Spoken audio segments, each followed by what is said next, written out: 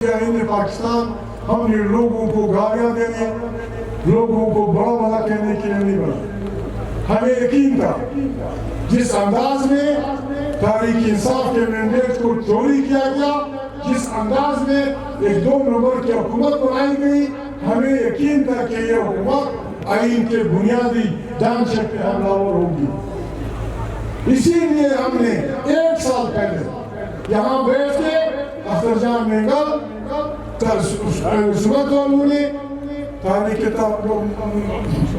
مولانا علامہ ناصر عباس بھائی نے، ہم سب نے مل کر تحفظ آئین پاکستان کی تحریک کی بنیاد رکھی۔ ہم کچھ نہیں چاہتے، ہم یہاں چاہتے ہیں کہ یہاں آئین کی حکمرانی، آئین ایک سماجی معاہدہ ہے۔ اگر کسی آدمی کے پاس، کسی پارٹی کے پاس ساری قومی اسمبلی کی سیٹیں ہوں، اور یہ اختیار نہیں ہے کہ وہ آئین کے بنیادی ڈھانچے کو تبدیل کر دے۔ ہمارے